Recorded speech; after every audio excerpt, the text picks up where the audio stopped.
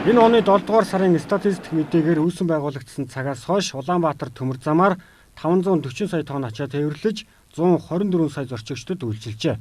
Улсын эдийн засгийн өсөлтийн гол баталгаа болж ирсэн энэ салбарын хүчин чадал өсөхийн хэрээр улсын эдийн засаг нэмэгддэг, эргээд улсын эдийн засаг сайжрахад төмөр замын ачаа тээврийн чадварч нэмэгддэг харилцан шүтэлцээтэй. 2000 онд жилд 9 сая гаруй тонн ачаа тээвэрлэж байсан бол одоо 20 сая тонныг тээвэрлэж байна.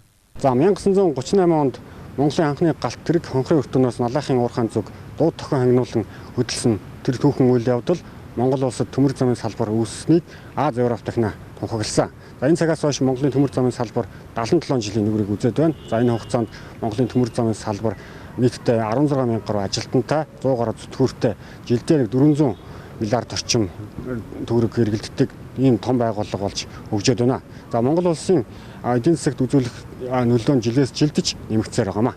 Жилдээ 400 миллиард орлоготой болсон Улаанбаатар төмөр зам компани нийт орлогынхоо 15 орчим хувийг улсын төсөвт татвар хэлбэрээр өгч байна. Орос Монголын хувь нийлүүлсэн тус нийгэмлэгийн тухайд ачаа тээврийн хүнд даацын урт галт тэрэгний технологиг барьж ажиллах зорилготой байна. Тодорхойлбол нэг галт тэрэгний жинг 6000 тонн хөргөх зорилготой ажиллаж байгаа юм байна. Төмөр замыг бид нэр бүрэн хэмжээгээр хасуулах уу, хэсэгчлэн хасуулах уу гэдэг энэ техник эдийн засгийн үндслээ гаргаад ажиллаж байгаа. За ер нь бол хэсэгчлэн одоо хасуулгахын зорилго тавиад ажиллана. За энэ хэсэгчлэн хасуулгах замаар бид нэр тех ачааны хэмжээг за энэ 2 жилийн дотор 30 сая болгоно.